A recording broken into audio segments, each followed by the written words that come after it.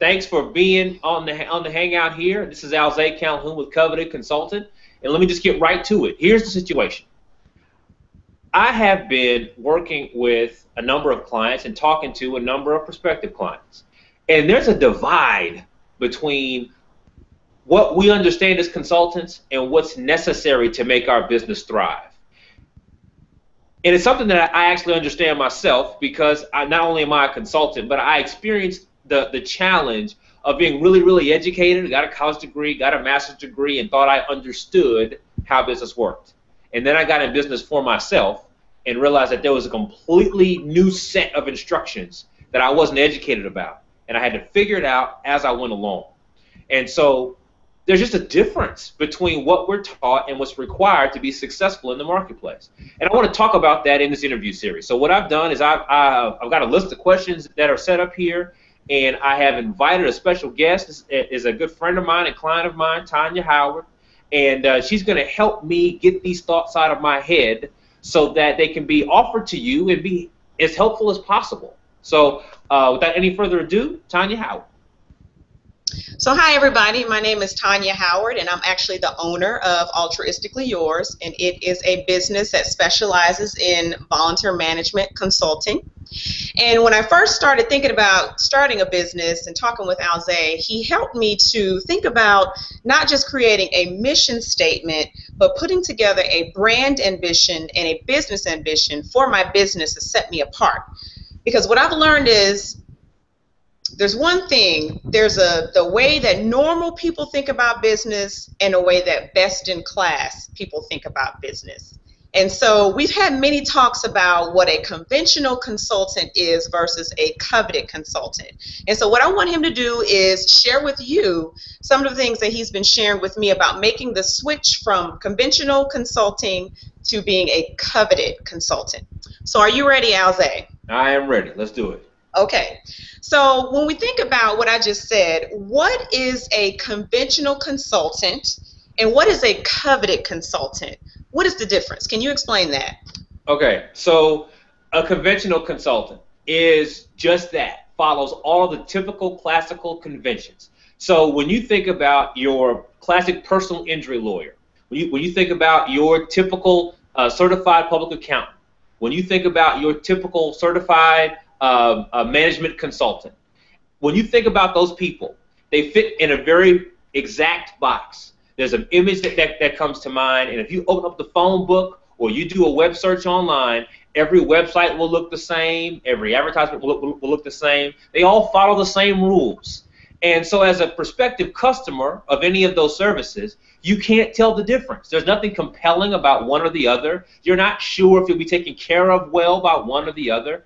And so in a world where we have so much information at our disposal, people can quickly see that all the consultants look the same. I don't have to call into the office. I don't have to take any of their material. It's very plain to me when I go to their website, etc., that he is just like her and she is just like him, and they're all more or less the same.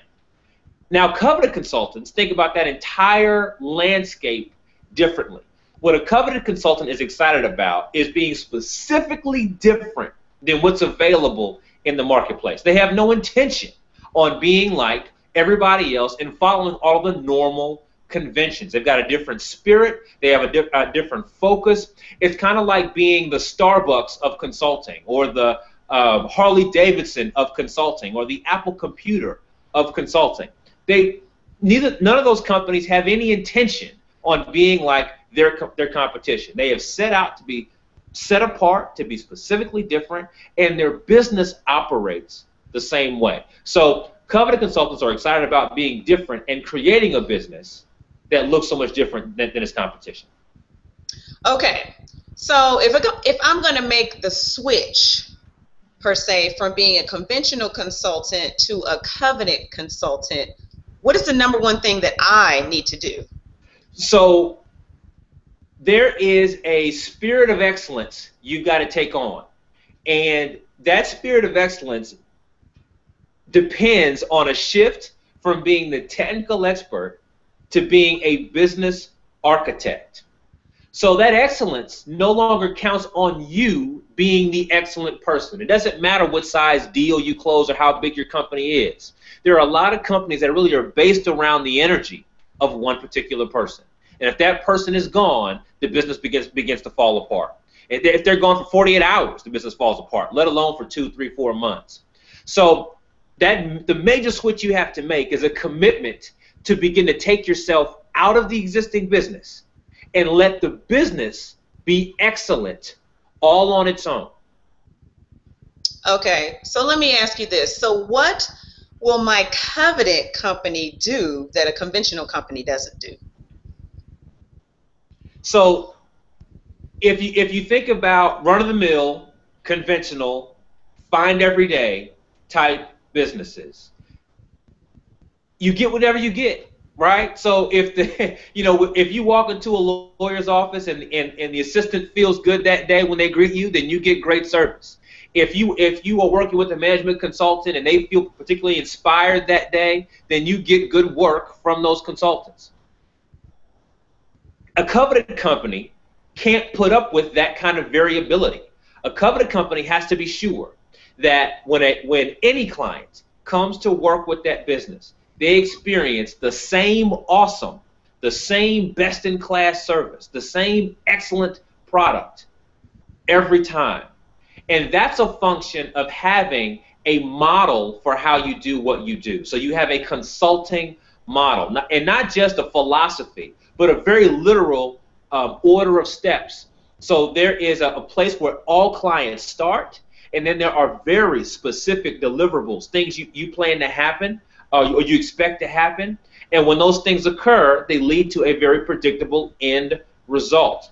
A coveted consultant who runs a coveted company understands that process has got to be in a box. It can't be up to the attitudes of the marketplace or the disposition of their employees. They've created such a machine that no matter when somebody comes into their business, they experience an excellent end result. Okay, so as I'm actually leading my coveted company, do I actually have to be the face of it as well? So for many consultants, this is their reality. Again, conventional consultants, this is their reality, is that they are the face of the business. And a little deeper, they're not just the face of the business, they are the business, truly. They are involved in every legitimate part of their business. Even deeper, they're involved in every little thing of their business. So when flyers get sent out, they're there approving the flyers. When packages get mailed in, they sign for all the packages. When a client has a question, they call the consultant. Everybody wants to work with the consultant. That is their model. That's how it works. So more than just being the face, the person on the business card, they really are the business. Now, if you're making that transition to being coveted, you've got a choice. You can choose to be the face of the business if you like, right? So we'll call it being like a charismatic CEO. So Steve Jobs is an example of a charismatic CEO. He was an example of someone who you tied his identity to the company. At the same time, though, he wasn't the entire business. Everything didn't predicate on his movement. So you can be the face of the company if you like, but what's more important than that is that you don't become the entire business. Okay, you've given us some really good information, but it sounds a little intimidating. So after listening to a lot of the stuff that you said, are you saying that I'm going to have to relearn or restructure how I've been doing business? Right. It's not a matter of relearning or restructuring, but there is a different perspective. So it can be a bit intimidating when someone says, hey, you're thinking about it wrong, you should do the whole thing over again, right? So that's not what I'm saying. What I am saying is there is a new perspective you need to have. There is a new responsibility you need to have if you're going to create the kind of business we're talking about. And I've broken that up into three main things that a leader should be thinking about.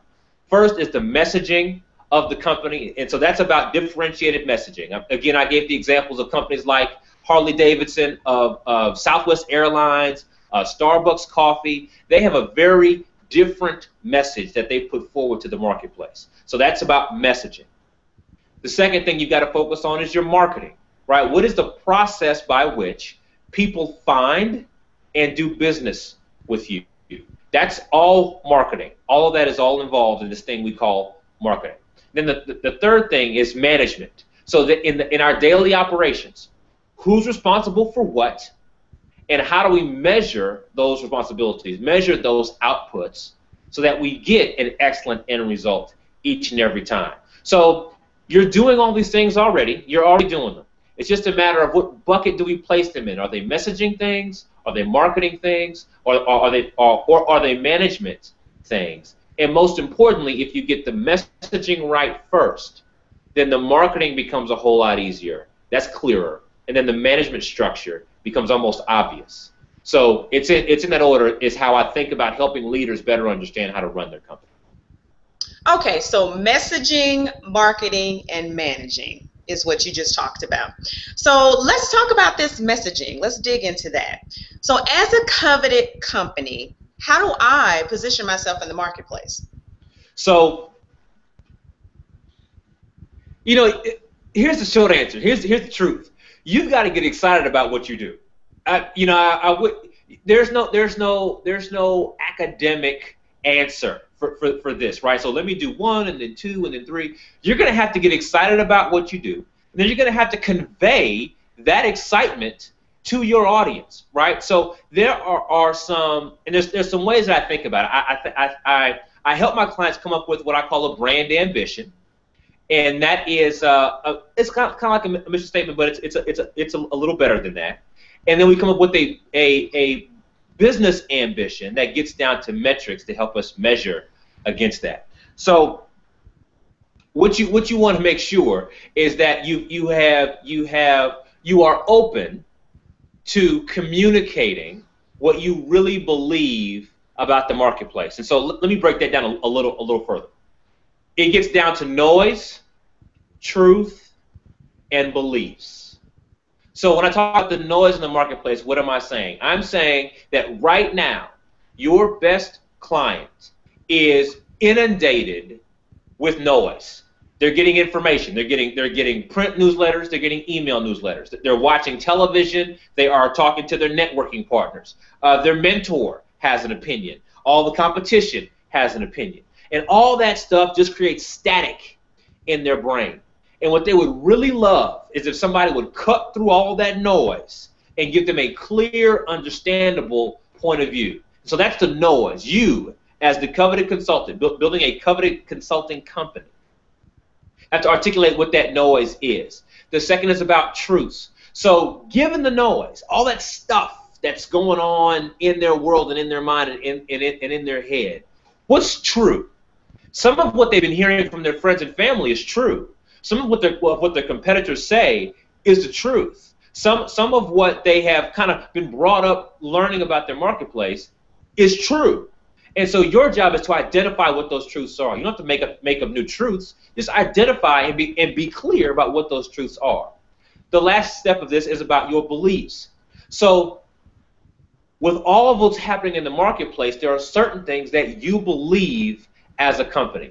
For example, if you're a certified public accountant, you may believe that everybody should turn their taxes in on time.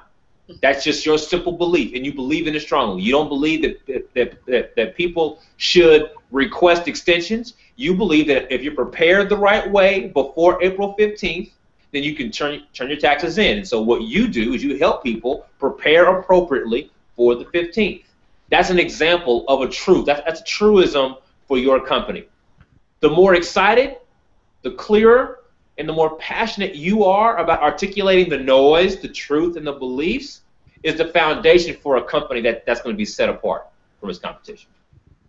Okay, so now that you've talked to us about how to position ourselves, what kind of services should we be selling? Can you help me out with that? So consultants have plenty of services, plenty of things that we can do, right? We know a lot of stuff, and so we want to offer a lot of stuff. But let me help reframe that. This is, I think, doing this increases your value in the marketplace 2, 5, 10 times. If you were forced to focus on one problem, what would it be? And if you were forced to offer one solution, for that one problem, what would it be? And so let me dig a little deeper here. So the way I think about this is there's one single person right now who has what I call the headache face.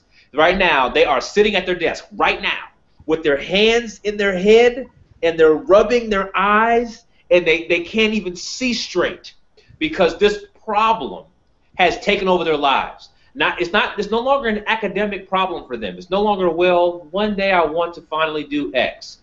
It's bigger than that. It's such a big deal. They can't think straight. They think about it during their meetings. It affects them when they're on the ride home. It affects them while they're eating dinner. When they wake up in the morning, it's the first thing they think about is this problem. And if you can refine your target audience enough to understand the one problem, then you get to offer the biggest, most exciting solution to that problem. And this sets you up to be a hero. They've got a big problem, you've got a big solution, and if you focus on that, then you are the most attractive thing they've ever seen. And that's how you should be thinking. Okay. So as business owners, we know exactly what our business is all about, right? How do we explain to the world what our company is about? Like, do I need a mission statement? Okay. So the conventional knowledge here is to create a mission statement, right? Okay. Our company is we are loyal and honest and all those platitudes that we throw around that your customers do not care about. Your customers can't. When's the last time you thought about, as a customer of yourself, you said, I want to work with a loyal company. I want to work with an honest company. You don't say that, right? What you say if you have a headache, if you've got the headache face, what you say is, I want aspirin. I want aspirin for my headache. And frankly, I don't care if it comes in a box, if it comes in a pill, if it comes in a drink that I can stir. I don't care if I have to inject it. I don't care how I have to get it. But if I can just make this headache go away, then that's exactly where I want to be. So when we think about having this mission statement, this driving statement, whatever you choose to call it for your company, needs to clearly articulate what I just described, what it is that you stand for and the problem that you solve. What I call is a brand ambition. This brand ambition clearly outlines who you intend to serve, where they are when you find them, and it makes a promise about where you're going to take them as they work with you. Who they are, how they were when you found them, and where you are, where you're going to take them. You're making a promise to your customers on what the experience is like working with you. And that is so much more interesting for a customer to receive than a mission statement. It also aligns all of your employees because now they know what they work on. They work on finding people who are in this situation and taking them to that situation. So it's a much better, more impactful way of communicating. Okay, so now that we know how or what our brand ambition will look like and who we want to serve, can you tell me how do we know that our company is successful in its ambitions? What does that look like? So if you've got a clear brand ambition, you know who you serve, you know how you found them, the condition you found them in, and you know where you plan to take them. So that transition, that promise that you make, to taking people from point A to point B, there are steps in between that transition, right? There are things that happen. And so what you should be doing as a company is measuring those things. The truth is, for every client, they may not make it through the entire transition. Depending on what you do as a company, everybody may not buy the biggest package. Everybody may not want that big end solution, but they are going to go through a process. So what you want to be doing as a company in your business ambition, so there's a brand ambition that spells out your messaging, and then the business ambition are those major metrics. So if we're taking people from A to Z, so to speak, then we can count how many letters of the alphabet they've worked all the way down. if we're taking someone from step 1 to step 10, then we can, at every number, when they get to stage 2, we can put a pin there. They get to stage 3, 4, 5, 6. We can put a pin in each one of those numbers. So that's how we measure how successful we are. Not so much by sales and growth. Those are important.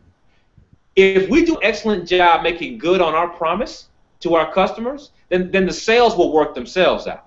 So as we put forth the brand ambition, we've got a business ambition which spells out those major markings, those major stages that we take our client through, and we measure our success with each one of those stages. So you mentioned sales growth. What about sales goals? Alze, isn't that the primary metric of a company's success? So sales goals are important, clearly, right? But I just made the point. If you are focused on sales alone, then you can sell anything, right? As a consultant, you can make up a new service and you can sell it, but that doesn't mean that's what you should be selling as a coveted company. That doesn't mean that it's your best offering or that you're solving their greatest problem. So you want to be in the business of solving people's greatest problem. So you have to understand what that problem is, right? So again, you can make things and you can just sell them, and you've increased sales, but you may not have helped more people. At the end of the day, right, a consulting company is built on its reputation to help its clients. That's it, right? Now, must it be profitable? Absolutely. But as the leader of the business, the first and foremost thing that you are focused on is finding people you can help and helping the mess out of them. The better you do that, the better you build your reputation, and the easier it is to grow your business from there. Okay, so as we're setting ourselves apart in being coveted consultants, how does our competition affect our strategy?